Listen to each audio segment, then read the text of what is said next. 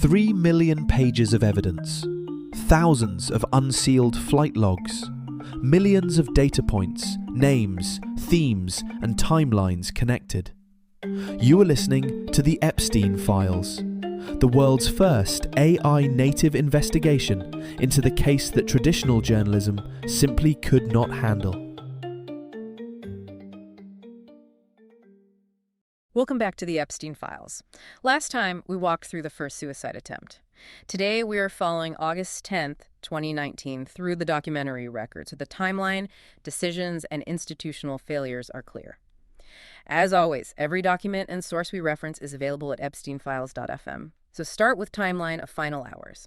That is where the paper trail becomes specific and testable. It's the only place to start, really. If we're going to do a proper forensic audit of what happened, and that's what this is, an audit, not a story. Exactly, an audit. We have to look at the mechanical breakdown, institutional failure. We're stripping away all the noise, all the speculation. We're looking strictly at the Bureau of Prisons records, the federal indictments against the guards, and the surveillance assessments. What does the paper tell us?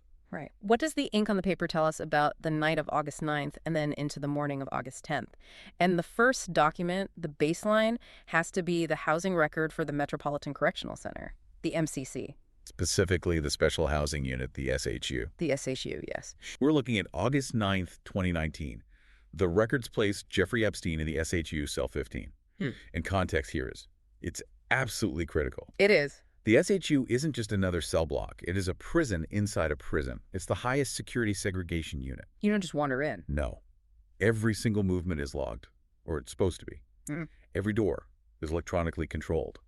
It's a contained environment. Let's talk about that environment, the physical layout, for a moment, because the indictment against the guards, it makes very specific references to the geography of the unit. It does. The SHU at MCC is on the 9th floor, 9 South, specifically.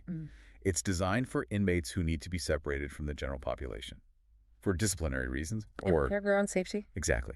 And cell 15, where Epstein was, is at the end of a tier. To get to that cell, you have to pass through multiple sally ports, secure doors.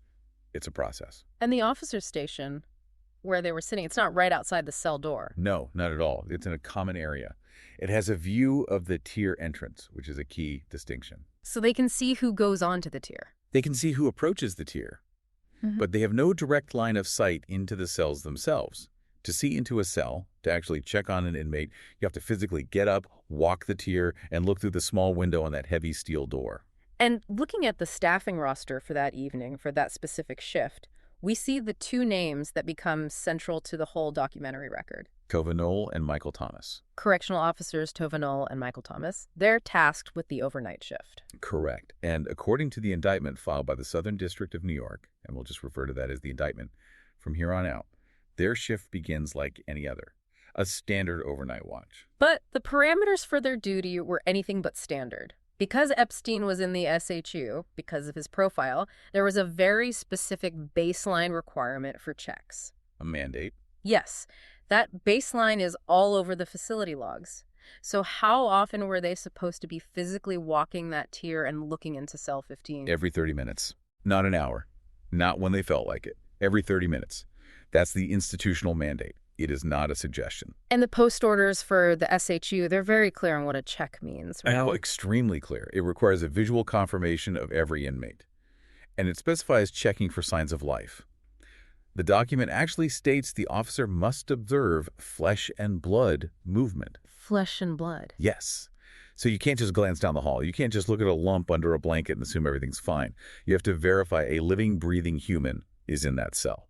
Okay, so let's establish that lead up. It's the evening of August 9th. Epstein is in cell 15. The shift starts. Do we have a verified interaction or visual confirmation of him being alive late that night? We do. The indictment notes that the officers performed the initial lock-in procedures. There's a verified visual confirmation early in the evening. He is alive. He is in the cell. But here is the crucial data point from the housing logs. He's alone. He is alone. The cell is a single occupant cell at this point. And this goes back to an institutional decision we'll get into, but for the timeline, this is key. Cell 15 had no other occupant. His cellmate had been transferred out. A major deviation from protocol for an inmate with his recent history. But for the timeline, as you say, the variable is simple. One inmate in a solitary cell with 2 guards stationed outside in a common area. That's the state of play. That's the state of play as we enter that critical window. Late night, early morning. Okay, so let's move into that window. We're talking about the hours between, roughly 10:30 p.m. on August 9th and 6:30 a.m. on August 10th. This 8-hour stretch is where the documentary record splits into 2 completely different realities. Fork in the road, isn't it? You have what the paper logs claim happened. And then you have what the video surveillance shows actually happened. Which brings us to the second evidence block, the activities of the guards themselves. We're looking at the indictment, United States v. Tovanoel and Michael Thomas, and it is incredibly detailed. Why so detailed? Because it's based on the video footage. The internal cameras in the SHU common area, the ones pointed at the guard's desk. So just to be very clear for everyone, the cameras monitoring the guard station, they were working perfectly. Oh, yes. Those cameras were fully functional. And what they recorded is just a catalog of professional negligence. The indictment details that for huge periods of time, hours at a time, the officers were not conducting their rounds. You weren't even on the tier. They weren't even standing up. The document details them sitting at their desks. But they weren't just sitting there, were they? The investigation pulled the internet usage records from the BOP computer terminal at that very desk. And this is verified digital forensics. It's all cited in the legal filings. So while they were supposed to be walking the tier every 30 minutes to ensure Jeffrey Epstein was alive, a man who had a previous suicide attempt just weeks earlier, the records show they were browsing the internet. And not for work-related matters. No. Specifically, they were searching for motorcycle sales. Motorcycle sales. And sports news. Sports news. And furniture. Online furniture shopping. It's just so mundane, the banality of it. It is the banality of negligence. You have this high-profile inmate, maybe the highest-profile inmate in the entire federal system at that moment, sitting a few yards away in a cell. Right. And the documented, verifiable record shows the people being paid to watch him are looking for deals on a couch. And the beauty of this from a forensic standpoint is the corroboration. The internet search timestamps. They align perfectly with the times they were supposed to be away from the desk doing the rounds. It's a perfect match. The digital footprint confirms the video evidence of them sitting at the desk. But then it gets worse. How? Because the activity stops. The surveillance footage descriptions, again, right from the legal filings, show that as the night progressed, even the web browsing stopped. We're talking about them sleeping. We are. The indictment alleges and supports, with video evidence, that for significant durations of that 8-hour shift, particularly between 10:30 p.m. and 6:30 a.m., both officers appeared to be asleep at their desks. So we have hours of footage, stationary, eyes closed, heads down, for hours on end. For hours. And that critical window, the time when the medical examiner would later determine the death occurred, it coincides almost perfectly with this documented window of total inactivity by the guard staff. Which brings us to our third block of evidence. And for me, this is where it goes from negligence to something more. It's the most damning part of the paper trail. The falsified logs. The falsified logs. Because this is where negligence becomes a federal crime, according to the prosecutors. The SHU Special Housing Unit paper logs. These are official government records. When an officer signs that log, they are attesting to a federal record. It has weight. Exactly. They are stating under penalty of law that they performed a specific action at a specific time. And what do the paper logs, the official record, say for the night of August 9th into August 10th? If you only looked at the paper logs, you would think it was a textbook, model shift. The logs indicate that checks were completed at every required 30-minute interval. Every single one. Every single one. 12:00 a.m. signed, checked. 12:30 a.m. signed, checked. 1:00 a.m., 1:30 a.m., all the way through the night. It looks perfect on paper. But we know from the video surveillance and the internet logs that they were asleep or shopping for motorcycles at those exact times. And that is the core of the forensic audit. It's simple comparison. You take the timestamp of the signature on the paper log and you lay it right next to the timestamp of the video surveillance showing where the officer actually was. And they don't match. They don't even come close. The officer is documented sitting at the desk or asleep, while the log he signed says he was walking the pier looking at flesh and blood. The indictment puts a number on this, doesn't it? A count of the false entries? It does. It charges them with making approximately 75 false entries. 75. 75 times. During one shift, they allegedly picked up a pen and lied on a federal document about checking on the inmates in their care. 75 times. That's not just for getting around. That's not a mistake. That's a systemic, conscious pattern of behavior for the entire shift. It is a total fabrication of the security protocol. And the most glaring, the most unbelievable instance of this is the count. The 4.0 a.m. count. Explain what that is in the prison system. In any correctional facility, state or federal, the 4.0 a.m. count it's sacred. It's the mandatory institutional count where every single living body must be physically accounted for. The entire facility locks down. Right. Nothing moves until the count clears. It is the fundamental reset button for the entire day's operations. It is the one thing you do not mess up. And the documentation from that morning, it shows the 4.0 a.m. count was signed off as complete. Signed, sealed, delivered. The records, the paper logs show the count for 9 South was cleared. The paperwork says that at 4 a.m., officers Knoll and Thomas personally verified that Jeffrey Epstein was alive and present in his cell. But the video... The video evidence, the objective reality, shows they never left the common area. They never approached cell 15 at 4 a.m. They never looked in. They never verified a single thing. They just signed the paper. So the official record of the U.S. government says he is alive at 4.8 a.m. But the reality is nobody looked. We have no idea what his status was at 4.0 a.m. We have no documentation of his status at 4:40 a.m. because the only documentation that exists for that time is proven to be false by video evidence. That brings us to the discovery. The shift is finally ending. It's getting to be around 6:30 a.m. The routine of the facility is starting to kick back in. The breakfast carts are coming up the elevator. The day shift is starting to trickle in, getting ready to take over. And this part of the timeline is verified by another key document, the significant incident report generated by the BOP. Correct. That report details that at approximately 6:30 a.m., the officers finally approached cell 15, not for a wellness check, but to deliver breakfast. To deliver the breakfast tray. To perform the morning wake-up and meal service. And that is the moment of discovery. Reaction. The documents describe the officers finding Epstein unresponsive. The alarm is raised, the panic button is hit, medical assistance is called to the unit. But the key is, by the time they looked, the event was long over. The window to intervene had been closed for hours. Hours. And the contrast in the records between the flurry of activity, the emergency calls, the medical response at 6:30 a.m., and the absolute documented stillness of the previous 8 hours it's striking. It's the difference between a crisis and an archaeological dig. For 8 hours, the system was on autopilot, and the pilots were asleep. That's a good way to put it. Now, we have to move to evidence block 4. We've established the failure of the human element, but there is another set of eyes in a prison. Or they're supposed to be. The cameras. Cameras. And this is where the forensic audit gets technically complex and, frankly, significantly more troubling. For this, we need to open the Epstein cell surveillance footage anomaly assessment. This is a report authored by Jeff A. Pearson, the Pearson Report. Yes. And the Pearson Report is a highly technical analysis of the digital video files that were eventually retrieved from the MCC system. And what it identifies are massive problems with the integrity of that footage. The headline finding from that report is the gap. The 1-minute timestamp gap. Now, in a digital video recording system, an NVR or DVR, a gap in the timestamp is a huge red flag. It usually indicates one of 3 things: file corruption, a power loss, or an intentional edit. So the timeline is flowing smoothly, and then it just jumps. It jumps. A specific window of time is simply unaccounted for in what should be a continuous stream of data. But the Pearson Report goes much further than just the timestamp gap. It notes video anomalies. Video anomalies, and more specifically, physical object displacement. Okay, you have to explain what physical object displacement means in this context.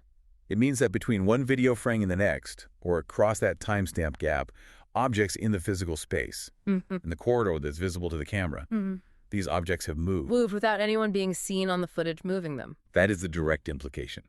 If the camera does not show a person entering the frame to move, say, a linen cart or a piece of cleaning equipment, but that object is in a different place before and after the gap, then you are missing the footage of the person who moved it. You're missing the event. The recording is incomplete, and the Pearson Report, it analyzes the NVR-DVR system logs and suggests that the fundamental integrity of the recording is compromised. And this connects directly to the whole fiasco of the lost footage, doesn't it? The initial confusion from the Bureau of Prisons about which tape was which. It was presented as bureaucratic chaos, and maybe it was. But the DOJ correspondence and the internal BOP records show that, initially, the wrong footage was preserved. They pulled and saved the surveillance footage from the wrong tier entirely. How does that even happen? In arguably the most high-profile inmate death in modern history, you pulled the wrong tape. That is the question that the documents do not answer. They only document the error. They preserved hours of footage of a completely different hallway.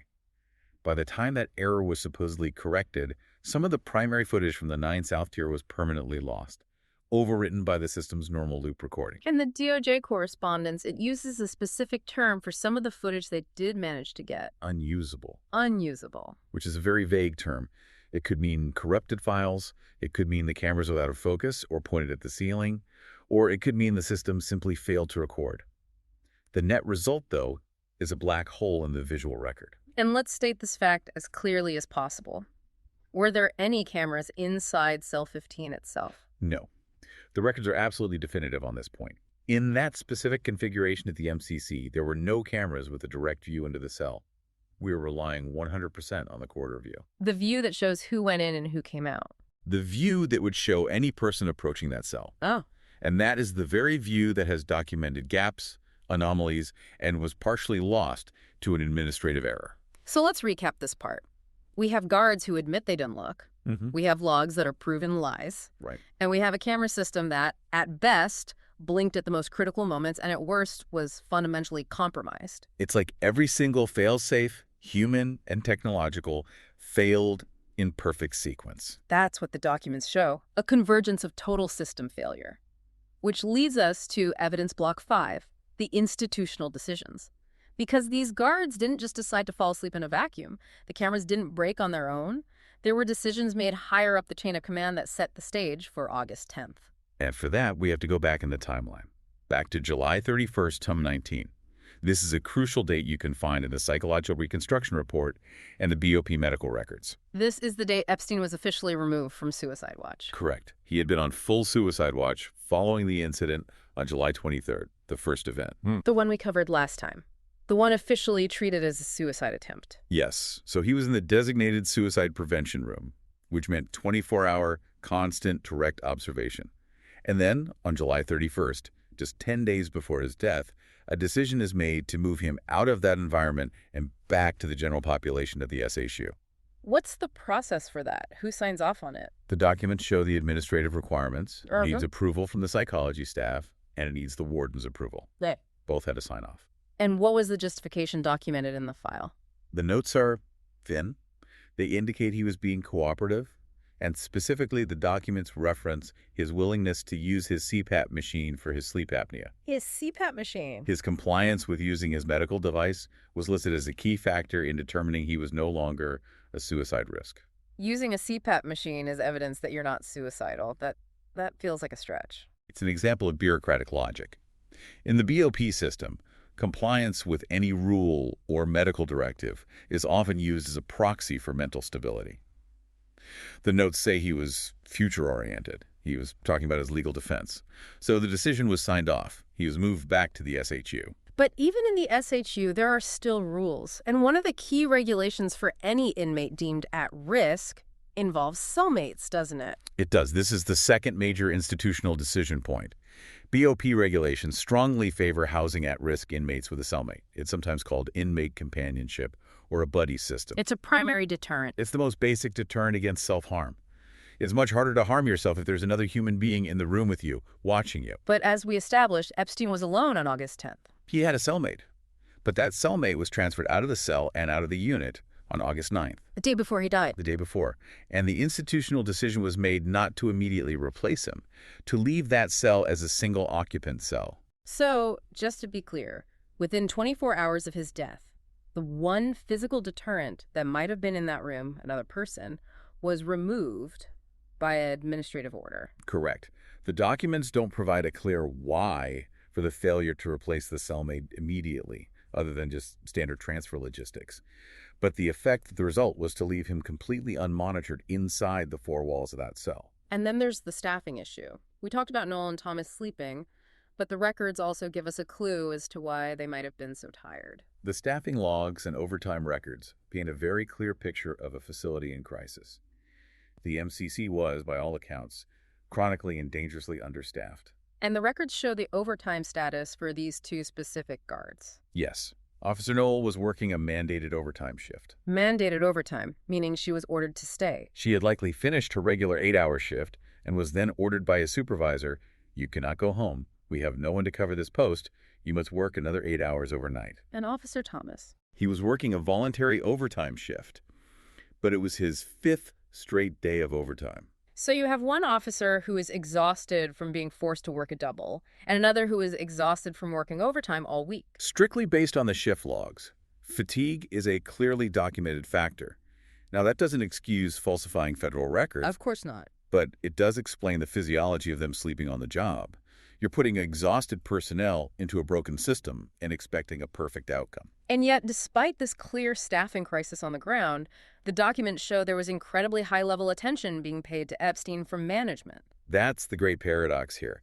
We have emails, internal BOP emails, from the associate warden. What do they say? The emails explicitly instruct the staff on 9 South to keep the associate warden in the loop on anything regarding inmate Epstein. Anything is the word used. There was this documented demand for hypervigilance for the top brass. So the associate warden is sitting in an office somewhere emailing, "Tell me everything," while the two guards assigned to actually watch him are, according to the video, asleep. It perfectly illustrates the disconnect.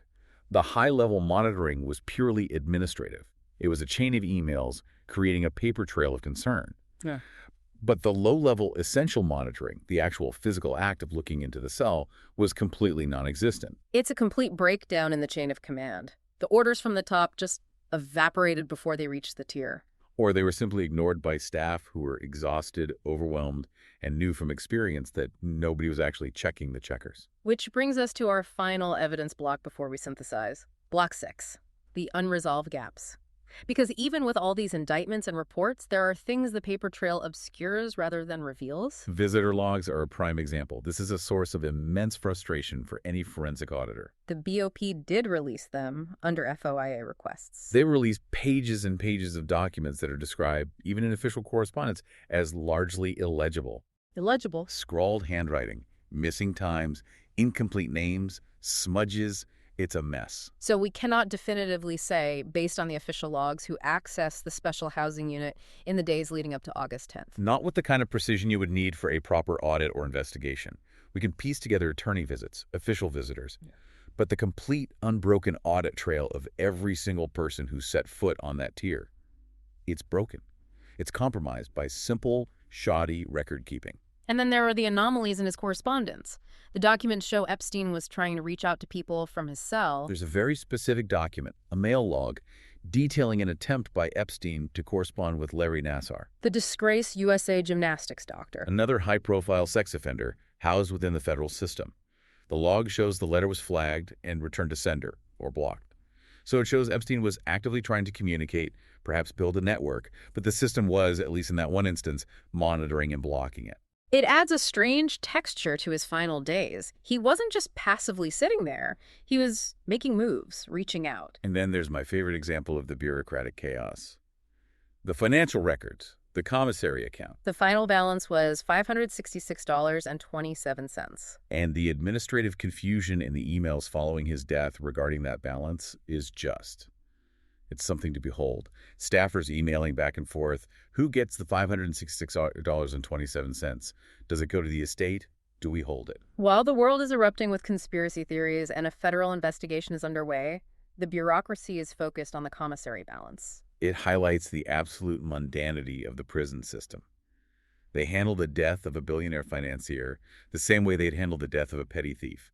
They followed the procedure for closing out the commissary account. But the biggest gap, the one we have to keep coming back to, is the why behind the broken systems. We have to be crystal clear here. We do not have a single piece of documentation that explains why the cameras malfunctioned in the way they did. No work order. No. We have the Pearson report, which alleges potential tampering. We have the DOJ admitting some footage is unusable. But we do not have a maintenance log that says camera 4 on Tier 9 South broke on August 8th, and a part is on order. It wasn't there when it was needed most. And that fundamental inconsistency, the massive gap between the high-profile status of the inmate and the broken-down nature of the security meant to contain him, that's the heart of the matter, isn't it? It is the single defining feature of the entire documentary record of August 10th. So let's synthesize this. We've walked through the timeline, the guards, the logs, the cameras, the decisions. When you put it all together, what is the pattern that emerges from the documents? If you look at this as a system failure analysis, which is the only way to look at it, the death on August 10th was a result of a near-perfect convergence of 3 distinct documented failures. Okay, let's break them down. Failure number 1. Personnel. The human element. The guards failed to perform their most basic duties. They slept. They browsed the internet. And critically, they falsified federal records to cover it up. That is failure point 1, and it is indisputable. Failure number 2. Technology. The surveillance systems, the supposed objective witness, failed. The system contained unexplained gaps. It had timestamp errors. The wrong footage was pulled and preserved. Other footage was deemed unusable. The technological eye that was supposed to be the backstop was blind. And the third failure? Administration.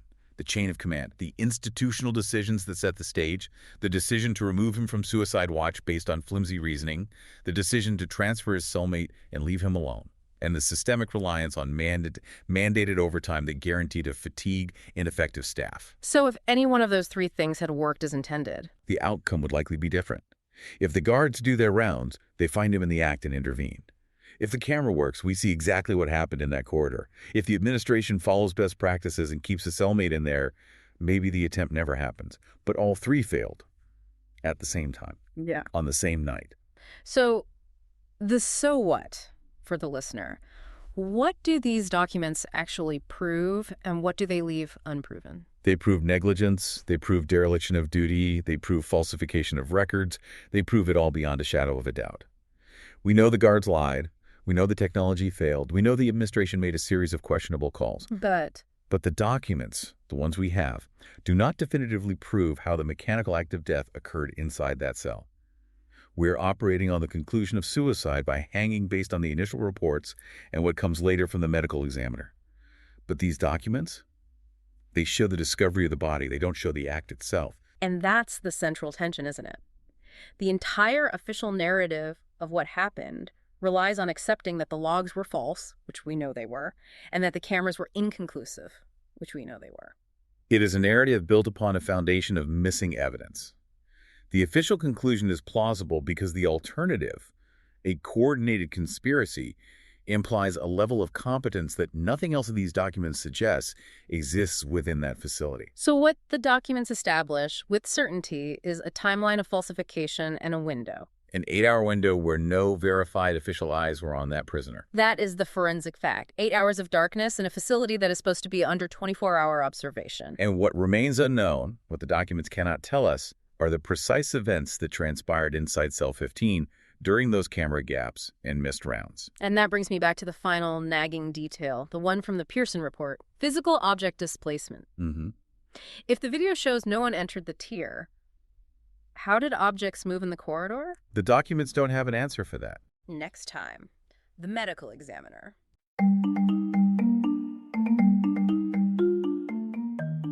You have just heard an analysis of the official record. Every claim, name and date mentioned in this episode is backed by primary source documents. You can view the original files for yourself at epsteinfiles.fm. If you value this data-first approach to journalism, please leave a 5-star review wherever you're listening right now. It helps keep this investigation visible. We'll see you in the next file.